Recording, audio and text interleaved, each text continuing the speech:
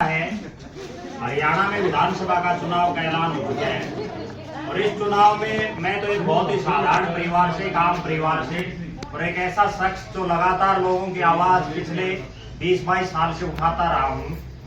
मुझे क्यों राजनीति में आना पड़ा और क्यों ये चुनाव लड़ना पड़ा, उससे पहले मैं तो ये बता दूं, मेरा नाम है प्रद्युम्न जोशीला, गांव है मेरा कमारी और नलवा में भी हम रहते हैं और यहाँ आजाद नगर में रहता हूँ मैं, नंद विहार में और अमर विहार दोनों जगह मेरे मकान है। आजाद नगर का इकलौता ऐसा प्रत्याशी हूँ जो ये चुनाव लड़ रहा हूँ, वरना तो यहाँ जितने प्रत्याशी जो घूम रहे मैदान में, आजाद नगर का ये बड़ा दुर्भाग्य है कि यहाँ 30-40 हजार वोट होने के बावजूद इस क्षेत्र में कोई आदमी टिकट मांगने वाला भी नहीं है किसी भी पार्टी की, लेना तो बड़ी दूर की बात है। इसी बीच आप देखो पिछले 5 या 10 साल में आजाद नगर का जितना बेड़ा गर्क इन 8-10 सालों में हुआ है पिछले में, ना इसे क्षेत्र में आप सभी यहीं रह रहे हैं, ना कोई सीवरेज की सही सुविधा। आपके बिल्कुल पास पड़ोस में यहाँ 6-6 महीने पानी खड़े रहता है, आपने खुद ने भी अपनी आंखों से देखा है। पूरे एरिया में कहीं भी जहाँ डीसी जो हिसार का सबसे बड़ा अफसर है, डीसी से लेकर और कमिश्नर तक का रेजिडेंसी से क्षेत्र में है, उसके बावजूद एक लाइट आपको रात को चस्ती हुई नहीं मिलेगी। पूरे एरिया की जितनी सड़कें हैं, गलियां हैं, नाली हैं, सब सौदा टूटा पड़े हैं। और उससे भी बड़ी बात यह है कि इस पूरे एरिया में पिछली बार जब विधानसभा का चुनाव हुआ तो 3 लोगों को पहला, दूसरा और 3 नंबर पर 3 प्रत्याशी रहे, जिनमें पहले स्थान पर रहे रणबीर सिंह गंगवा जो भारतीय जनता पार्टी के एमएलए थे, वो सरकार में रहे 5 साल, डिप्टी स्पीकर बने। दूसरे नंबर पर जो शख्स थे वो कांग्रेस के प्रत्याशी रहे रणधीर पनियार, वो भी 5 साल में से 3.5 साल सरकार में रहे। तीसरे जो शख्स थे वीरेंद्र चौधरी, वो जेजेपी के टिकट पर यहाँ से चुनाव लड़े और वो भी 4.5 साल सरकार में रहे। इनके अलावा प्रोफेसर संपत सिंह जिन्होंने यहाँ से चुनाव लड़ा, वो भी भारतीय जनता पार्टी की सरकार में रहे। चारों आदमियों ने सरकार में होने के बावजूद इस क्षेत्र का, विशेषकर आजाद नगर का, कोई भला अपने कार्यकाल में नहीं किया। अगर ये कुछ करते तो हमारे जैसे आदमी को तो राजनीति में आने की जरूरत ही नहीं थी। अब जो अगली बात है वो सुन लो। कई भाइयों के दिमाग में एक चीज रहती है कि निर्दलीय आदमी कुछ नहीं कर सकता, हम तो फलानी पार्टी के साथ लगे हुए। लेकिन ना तो आपको उस पार्टी का मुखिया, मेरे ख्याल में यहाँ जितने बैठे किसी को भी ना तो चौधरी भूपेंद्र सिंह हुड्डा जानते होंगे ना नायब सैनी जानता होगा।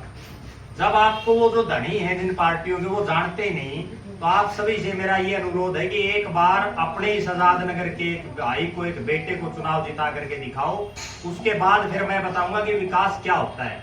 जितने विधायक इस क्षेत्र में 2009 में यहाँ पहला चुनाव हुआ परिसीमन के बाद, 2 आदमियों को 3 चुनाव में यहाँ के लोगों ने विधायक बनाने का काम किया।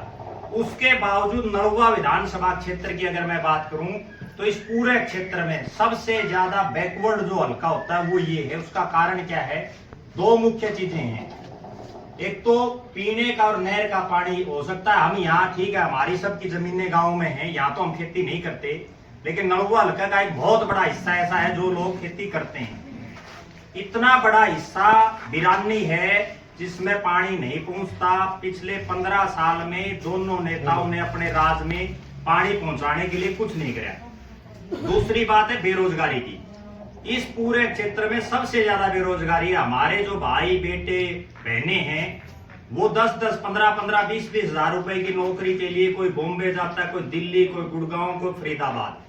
रोजगार के नाम पर पूरे नलवा हल्के में कोई काम पिछले 15 साल में जब से ही हल्का बना है कौन से ने भी नहीं किया, चाहे वो राज में रहे या ना रहा। अब मैं क्या करूंगा और क्या मेरा एक विजन है वो आपको बताने जा रहा हूं। मेरा विजन ये है कि मैं सिर्फ 2 चीजों पर चल रहा हूं और मैंने एक नारा दे रखा है, हल्का नलवा करे पुकार, सादा जीवन उच्च विचार, हर खेत को पानी, हर हाथ को रोजगार। पहला काम तो ये है कि इस क्षेत्र में बहुत बड़ा एरिया ऐसा है, नलवा से आप शुरू हो जाओ, नलवा, बालावास, गुंजार, भोजराज, दाइमा, बूरे, बाड्या, दुबेठा, शाड़वा, ये जो पूरा एरिया है इसमें बहुत बड़ी संख्या में रेतीली जमीन है जो पूरी तरह से बंजर है और उस जमीन में कोई फसल नहीं होती। वहां मेरा ये प्रोजेक्ट है, मैं विधायक बनूं ना बनूं कोई फर्क नहीं पड़ता, लेकिन चुनाव लड़ने के बाद मेरी इतनी हिम्मत वहां जरूर होगी, मैं सरकार से या बिना सरकार, बहुत से ऐसे उद्योगपति हैं बड़े बड़े जिनके साथ मेरे बढ़िया संबंध है, वहां एक फैक्ट्री लगाने का काम करूंगा, ऐसी इंडस्ट्री जिससे इस क्षेत्र के बहन बेटी भाइयों को यही 20-30-50 हजार की नौकरी मिले और वो शाम को अपने माँ बाप बेटे बहू पत्नी उनके साथ अपना जो है ठीक ठाक रोटी खा सके। दूसरा जो प्रोजेक्ट है वो ये है कि पानी को लेकर के आखिरी जो जमीन है बिल्कुल हर एक इंच तक पानी पहुंचे, उसके लिए हम काम करेंगे।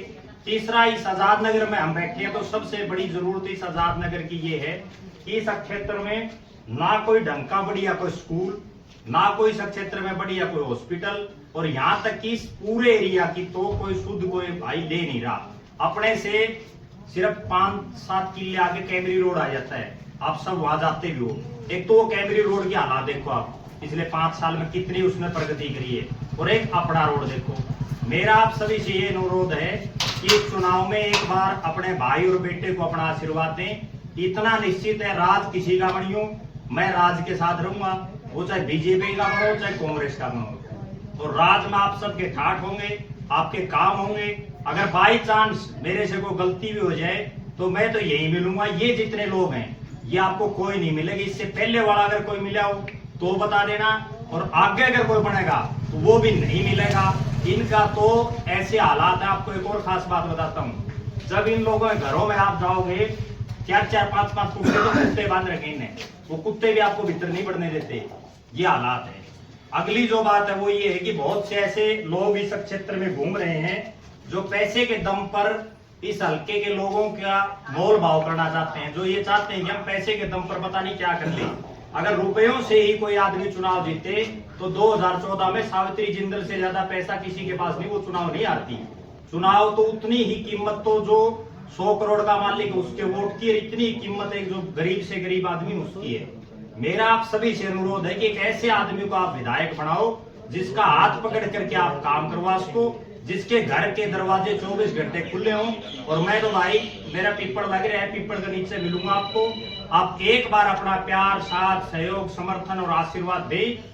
आप सभी से एक मेरी अनुरोध और है, जिस भाई ने वोट डालना हो वो जो अपना पक्का और जो यूं समझता हुआ मैं वोट डालूंगा वो मेरी मदद करना। अगर किसी भाई के कोई प्रश्न और कोई यूं चाहता हो कि वह मेरी ये डाउट है तो वो ही मुझे बता देना, उसका मैं जो है पेटा भर दूंगा। बहुत बहुत धन्यवाद, आपने मेरी बात सुनी। जय हिंद।